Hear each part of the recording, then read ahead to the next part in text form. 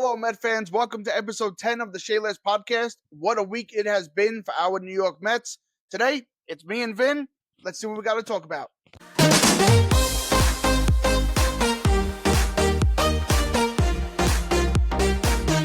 Hello, Met fans. Welcome to episode 10 of the Shea podcast. I am Big Lou. That is Vin. And we have a great show for you tonight. So let's get started. Vin, what a week we just had, brother. What do you think about what we just witnessed to start this season? I mean, it's crazy. 18-7, 7-0 homestand. The numbers were just insane on the homestand. The starting pitching, the clutch hitting, and the defense. The defense has really been on point. Somebody like Tyrone Taylor, who hasn't really hit, but that play he made to double off Schwarber, and there's reinforcements coming. With McNeil and Alvarez, and then on the pitching side with Minaya and Montas. And it seems like they're carried last year when they really started to gel. And, we heard all off season that family mentality and all that. But even when guys aren't hitting, this team is just different. Brandon Nimmo hasn't really hit at all this year. And you constantly see him on the top step of the dugout. So it's really exciting. It seems like everybody in this clubhouse is just fighting for the same goal. It's great to watch. It's exciting. Yeah, and I think it's a real testament to the culture and the team that both Uncle Steve and Stearns have built over the last couple of years, starting with the Lindor signing a couple of years ago and establishing him as, we're just going to go out and say it, he's obviously the captain of the team. I mean, Oh, yeah. I don't know why we're even debating this anymore or even questioning his ability to be the captain. He's obviously the captain of the team. When he goes, the rest of the team goes. So, and like you said, a lot of these guys aren't hitting yet. We still have, we obviously haven't touched the tip of the iceberg with Soto. Soto hasn't clicked yet. Like you said, Brendan Nimmo hasn't hit the way we know him to be hitting yet. And then obviously him getting on base. I don't know if you realize, Vin, but we always, saw Nimmo as a high on base guy and somebody that can capitalize on his ability to control the strike zone and get on base. He hasn't walked. No. He hasn't gotten on base at all. And I think that's directly correlated to putting him in the 5 hole, Right. where maybe he feels like he's not setting the table anymore. So he's trying to swing for power, and that's not his game. Nimmo was always like you said, a walks guy, a line drive hitter, and he hits his home runs because, in today's game, everybody hits home runs. But I think he needs to get back to working the count, getting on base, setting it up for the other guys. And maybe somebody like Nimmo would benefit more from batting 8th or 9th in a lineup when Alvarez and McNeil are back, and hopefully they come back and they start to click the way we know they can, because you put Nimmo down in the 9 spot and now he's working his walks and getting on base. And now you flip that over to Lindor, and eventually what we're going to see, what we all expect from Soto. Now you have Lindor hitting with more traffic on base. Yeah, no, it's been great to watch, and we all obviously we see through the season the peaks and the valleys of a season, but I mean, to say that we reached a peak early it's kind of insane. To see 2 6+ winning streaks this early in the year, it doesn't happen often in Queens, especially this early in the year. So it's been really awesome to watch, and like you said, to see the culture of this team. A lot of the last year, a lot of the talk was OMG. It was Grimace. It was, the fun stuff that kind of built that team to the camaraderie that they have today. We don't have any of that this year, No, and good. it's just a well-built team from top to bottom, and all of these guys that built the core last year are welcoming in the new acquisitions that Stearns made this offseason, and those guys have easily transitioned into that core. And this is why I thought Minaya was such a big guy to bring back. So, like, what I mean by that is, and I don't mean that in a bad way. We saw Minaya in the playoffs with the face paint, with, like, I think it was Severino's number or whatever it was. And I think Minaya was really big in the clubhouse because, the last year that rotation was really pulling for each other. Even when Senga was out, he was part of the guys. And now you bring in a guy like Clay Holmes, who seems to have fit right in. The pitching lab is doing this guy wonders, apparently. And that was a reason I was so excited about signing a guy like Montas, because he reminded me of a guy like Severino, where his stuff is still touching into the mid to high 90s. He's got the breaking stuff. And, like I said to start the show, it's crazy because they're 18-7. They have the best record, and they're not even healthy yet. We got guys coming. So it's really exciting, and it's crazy. I think you said it perfect. David Stern deserves a ton of credit for being able to put together the roster he was able to put together. I mean, we can. It's said throughout the sport that a guy does something for 1 year, it's a fluke. 2 years, it could start to become a pattern. And what he's doing, and I think we could segue to our next point that we wanted to speak about before we get into the standings in the division, giving Stearns his flowers. This pitching lab, if other teams aren't recognizing what we're doing and trying to adapt it, whatever we're doing, who knows what we're doing? I don't know what we're doing. We just get this pitching lab. But whatever we're doing, if other teams don't start adapting it, because we're doing something right. I mean, Yeah, it's real. Griffin Canning was one of the worst statistical pitchers in baseball last year, and he's pitching great for us. I mean, I this makes me even more excited to see what we can get out of Frankie Montas, because Yeah. we know when Frankie's on, his stuff is unbelievable.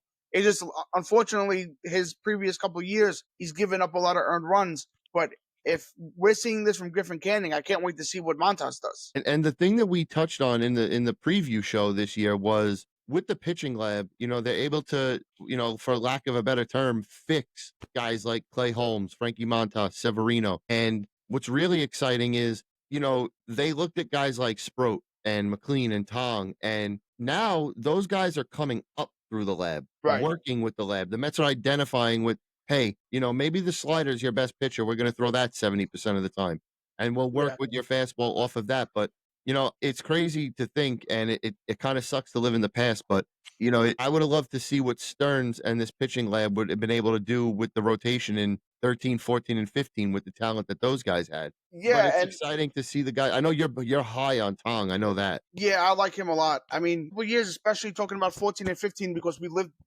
every single pitch of that generation of, whatever you want to call it, generation, whatever. Um, Tong is the complete opposite. So like Syndergaard, Harvey, DeGrom, those are all 6 feet plus guys, but Right. obviously with plus stuff. I think that Tong has the ability to be the best pure pitcher out of Sproat and McLean. His stuff the ball flies out of his hand, and he's not the biggest stature guy. Well, I I know posted on you had a great comp on him. yeah, I mean, I think we were at his first outing in Brooklyn. Obviously, I don't think anybody knew him at the time, but I think the night we were there, we saw him pitch his first game. And then, like, I was like, wow, he's filthy. I think he had 8 Ks that night. And then, obviously, he started to go through the system. His windup and his rotation looks just like Tim Lincecum. I mean, I put us side by side on Instagram, and it's really identical. So if he can have those mechanics with that plus stuff with the pitching lab, I mean, I hope he's able to stay in the system. I know his name has been thrown around in some trade talks over the last couple of months, but knowing Stearns and the way he runs a system, I think these guys are going to have every opportunity to pitch here for us, especially what we're seeing what happened with PSA. I mean, with Pete Crow Armstrong, like, I'm sure Stearns, even though it wasn't Stearns who made the deal, but I'm sure Stearns says, see, that's why I don't give up my guys. That's gonna be the one that got away. That's going to be the one that got away. Right. And you know what? You take the chance because you know Yeah. how many prospects don't pan out to be the guy. I mean, yeah, we had Javier Baez. I mean, we took the shot. I mean, we had to take the shot in 16. Yeah, I think that was also part to do with Lindor. So, Vin, after the week we just had, we might have had one of the best Mets homestands that we've seen since Citi Field has been open since 2009. We're losing one game on this homestand. We had a series versus the Card. We had one They loss. were 7-0. No, we They lost swept. one game. I'm saying we lost one game at home so far. Oh, I thought you meant on this last 7-game Oh homestand. no, right, yeah. We were 7-0 on this homestand. We've only Right. lost one home game so far. Yes. That's What are they? 12-1. 12-1 in the middle of April. It's crazy, and you don't want to go to games yet. Yeah, I know. I might be the mush. So the Cardinal series and the Philly series. I mean, we handled business, man. I mean, Yeah. the boys really came to play. Obviously, the best game of both of those series, the Lindor walk-off, was absolutely nuts. Just so everybody knows, I wanted to go to the game. Here we go. We came home from work. Vinny and I worked together. Came home from work. Oh, no, we were off. Correction. We were off. I came home from vacation. Texted Vin. Said, Vin, let's go to the game. It's a beautiful night out. Beautiful day at the ballpark. He goes, nah, I'm just going to hang out at home. I don't feel like going to the ballpark. Lindor hits the walk-off. I'll never talk to him ever again. Thank you, guys. Have a good night. Episode over. Wrap it up. Day less is done. That's it. I missed the Lindor walk-off. It's all Vinny's fault. But no, But you bringing up the homestand is crazy because I think against a team like St. Louis, the way they were playing, you got to go out and handle business against teams like that. And then to now, continuously. This isn't just something that we haven't seen before. The Mets dominate the Phillies now. Well, and it's so funny. You sent me the video of the Phillies broadcast, the Phillies post Yes. game. They're like, guys, we can't beat the Mets. Yeah. Like they starting going back to let the end of last season into the postseason, Yep. and then what we just did. I mean, it's obviously we do something that they don't know what we're doing. I Well, mean, I think this is the first time where I looked at Philly, this 4-game set, and, they have the names. You got still Harper, Turner, Castellanos, Schwarber, Real Muto, but this was the first time that because the playoffs is different. The playoffs is electric. Names like that feed off the energy, but this was the first time I remember watching this team and saying, "Man, they look old." I don't think that they're old. How I compare the Phillies are very similarly built to the New York Yankees. It's home run or nothing. They don't have a lot of Yes. those high contact guys. They have great starting pitching. They're one of the best starting rotations in baseball. I mean, we handled them. I don't know what happened, but we handled them both in the playoffs and now. But they have a great starting rotation, capped off by Zach Wheeler, and then their lineup starting Schwarber, Harper, JT, Castellanos, those are all home run hitting guys. If they're not Yeah. getting their extra base hits, whether it's a double or a homer, they're not putting up runs. And that's what the Phillies broadcast was talking about. That right now they're really struggling to put up runs. I mean, and with when that goes up against the rotation that we have right now, it's a bad recipe for them. So, we match up really good versus Philly. Obviously, we really played well versus them in the playoffs. And then it continued into this season. So I mean, we can't ask for more than that from a homestand. We go down to Washington now. And, there's a guy that I wanna give a big shout out to. His record is, whatever, it's 3-2, but Tyler McGill, man. Yeah, This guy came up last year, and I'll be the first to admit it. When he came back up, I was like, Tyler McGill again. But that last time he came up last year, ever since then, he's looked like a different guy, and it seems like he's the perfect, we hear all the time when guys go up and down, up and down. It's almost like they get to a point where they say, "F this, I'm not getting sent back down." yeah. I And mean, through 5 starts this year, he's got a 1.09 ERA, struck out 10 Phillies that game, yeah. and you know what? Good for him because Well, and good for us because if anybody needs it, it's us. I mean, but the only gripe that I have with this starting rotation, they've been absolutely amazing. They're not giving up runs. I think we've given up the lowest amount of home runs or second lowest amount of home runs in the league. Obviously, we lead the league in ERA, both. I think we're second bullpen and then first starting pitching. Yes. We have to get length out of our starters. Our starters are not going. This isn't going to last. Baseball is a game of trends. Like this all can only last for so long before our bullpen starts to get taxed. Our starters have to give us a little bit more. And I thought what was really interesting over the last winning streak. I forgot what game it was. I think it was the Fox game. I think the game that we had on Fox. They mentioned that the starting pitchers called a pitchers meeting, and they talked about how Yes, I heard that. we have to start going deeper into the games. We have to start saving our bullpen. Yeah. And I mean the bullpen, man. We knew Oh, during it's been our unbelievable. during our preview show, we liked the bullpen. Excuse me, we liked the starting pitching. We thought there was optimism there. I think we all love the way that Stearns structured this bullpen. Danny Young, I think, is going to be the odd man out once Nunez comes back. Nunez with his plus stuff. I mean, it's only going to get better. See, my only thing with Young I don't know, is but the sorry. only thing with Young is he's the only lefty out there, so he Right. might be safe, Yeah. but, to your point, who the hell do you send down? They've all been so good. Brazabon, Krannick's been unreal, and then if he's gonna throw strikes, which is the biggest thing, Danny Young came in the other day, and he gets the 2 big strikeouts of Harper and Schwarber. You know what's really bothering me? And James said it in our preview. And I think this is a good mark. What are we, 23 games into the season with Yeah, the off or the day? 18 and So I yeah, feel like this is a good benchmark, like our first benchmark podcast. Diaz, man. I mean, we had Mondo Benitez give us heart attacks. Franco. We had John Franco give us heart attacks. We had Oliver Perez give us heart attacks. Yeah. But for some reason, and maybe because it's the most frequent, this guy Diaz is so shaky. I mean, Well, did you watch the game? I forget who it was, who we were facing. It was either Philly or St. Louis because yeah. it was on the homestand, and I think it was Ron Darling that was talking to the point where when you watch Diaz's mechanics, Mhm. compared to a guy like just to throw his name out there because we watched him so many times, DeGrom. DeGrom is very, effortless. Everything just flows together. Diaz is very herky jerky, where Yeah. It's all arms and legs, and it's very tough to repeat that over and over and over. No, But yeah, you're I right. mean, we watch him and we text all the time, and it's like he comes in, ball 1, 2, 3, 4, go to first base, a bloop hit batter, and now he's gonna strike out the side. Yeah. So Well, that's we had Evan Roberts on the show, and he speaks about this all the time on his TV show and the Rico Bronya. Met fans, including us, we do it all the time. We speak about how much we're frustrated with Edwin Diaz, but if you look across the league, how many closers are better than Edwin Diaz? great. Right. I mean, Excuse me. we're not in an age where closer is a prime position, and then who would you get to replace him? There's nobody out there. So I mean, I think your only option at this point, maybe internal. do you give it to Stanek? Yeah, I mean Stanek has been lights out, But, and to Mad your point, Max, Mason Miller was a foot and a half away from blowing the save against us right? when Lorenz almost took him deep. Yeah, But I'm sure every team goes through it.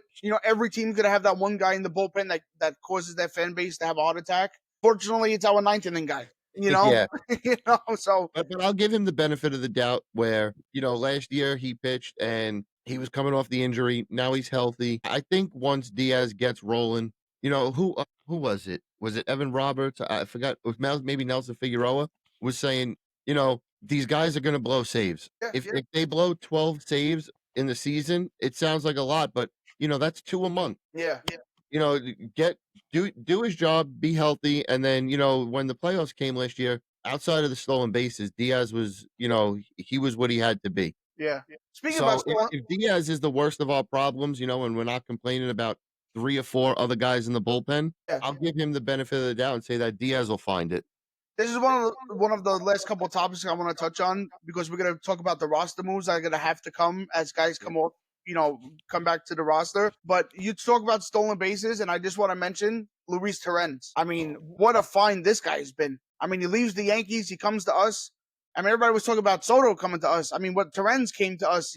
I mean, he's been a lifesaver since Alvarez has gone down. Both offensively, who saw that coming? Yeah, Defensively, we knew what he was going to bring. But what he's contributed offensively with his bat has been absolutely amazing, especially with the hit he had the other day to tie the game. yeah, Um, and I think that's a big shout. That's a big credit to Mendoza because Mendoza knew him from the yeah, Yankees organization. yeah, and obviously Torrens feels comfortable. He feels comfortable coming, across the locker room, from Bronx to Queens. So yeah, credit to Mendoza. Credit to Mendoza in general. I mean, I love Carlos. what a manager this guy has been. The Yankees let him go too. You Yeah. know, you know. Hey, So listen, keep letting go of the good ones, and we'll keep snatching them. yeah, Jazz will be next. You could keep the other ones that get hurt, and we'll keep taking the good ones. I don't care where they come from. Yeah, I mean Mendoza's been great. I might have to meet him at Fanatics Fest. Might have to book it. So, uh, so, so shout out to that. So speaking about those roster spots that are going to be coming up, obviously we know Alvarez and McNeil are back tomorrow. Yeah, Big decisions coming. I mean, in my heart of hearts, I think Beatty's going to be the odd man out. I think Beatty's going to get sent down. You can't, in my opinion, you can't send Acuna back down. He has shown no, I too don't think much. so.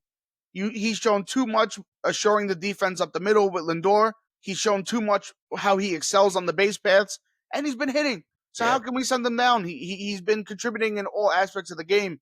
Beatty, on the other hand, yes, he's gotten a couple big hits. He had the home run yesterday, but you only have so many spots. yeah. I mean, I'm trying to pull up. I'm trying to pull up the roster. I mean, Um, the only thing that might save Beatty is the injury to Jose Siri, and then if they send down Azakar, and then maybe they can keep Beatty up. Azar will be sent down. Right. So I think he gets sent down before Beatty, and then they were saying that they might want to try Acuna out in center field.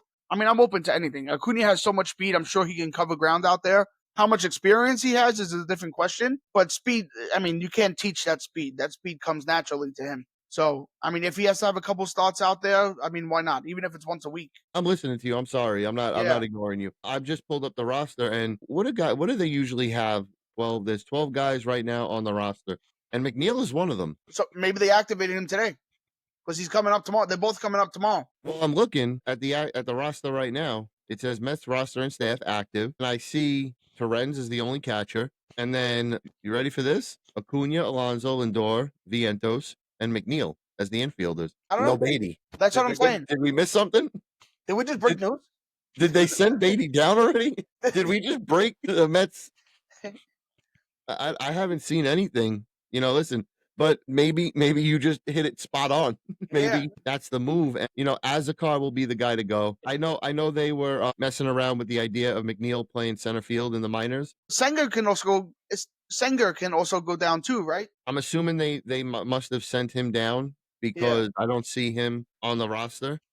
But I think they Um, came out and said that Alvarez and McNeil will be active on Friday. yeah, I think it's going to be tomorrow. But I personally would I'd prefer to see Acuna test out center field Oh, I agree. only because of the speed aspect. Yeah. Um, and I think he has played a little center field in the minors, Yeah. but it's another way to get his bat in the lineup, keep his speed on the field, and now you can really see his speed take another step where maybe he becomes that center fielder that we've been looking for. I mean, we have a luxury of prospects right now between the guys that are up and the guys that are coming up. Just to mention that real quick, I know we're running out of time, but just to mention that real quick, the Double A team right now is on. I don't know if you see it; they're on fire. Yeah, Ryan Clifford's hitting; that's on absolute fire. I mean, Alvarez is down there; he's coming up.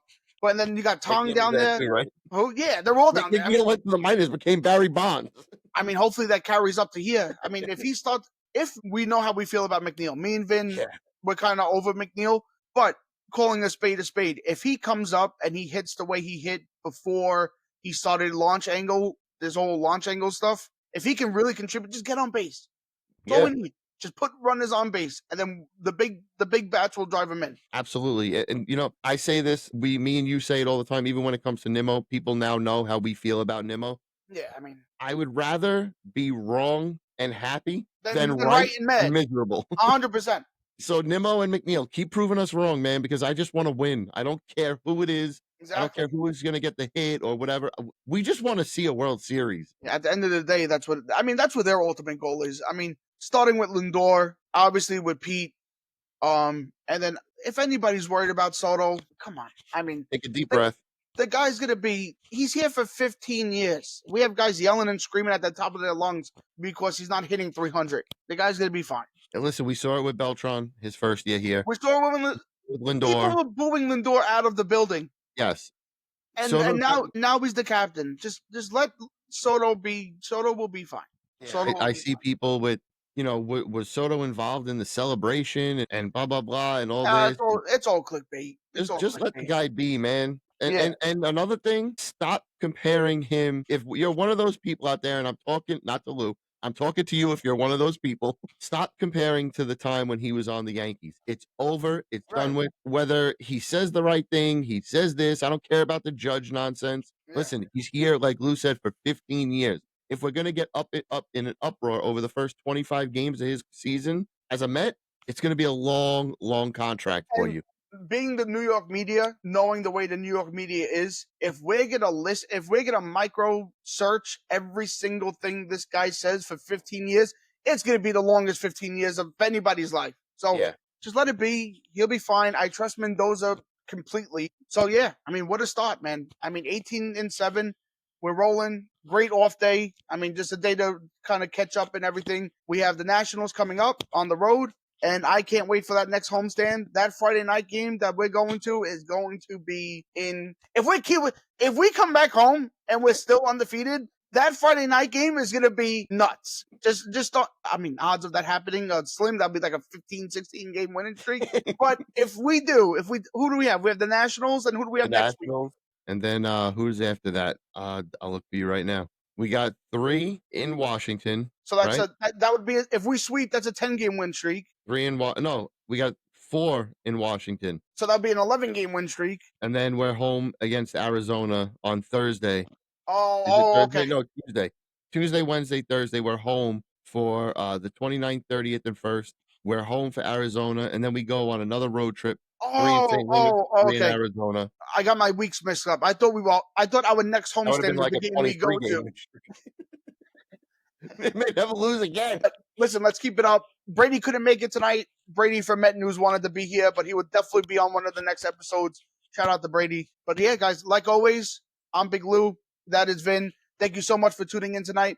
Guys, before we do go, please subscribe to our YouTube channel. Our link is in both of our bios on Instagram. Check out Vin. Vin runs the TikTok. Vin has been doing a great job on TikTok. And just keep supporting, guys. Every like, every follow, every subscribe, every comment means a lot. So thank you all so very much. And we just hit 200 subscribers on Yes. YouTube. So second milestone down, 300 is next. And thank you guys so much for watching. We will see you next time from the Shea Podcast. Good night, guys. LFGM.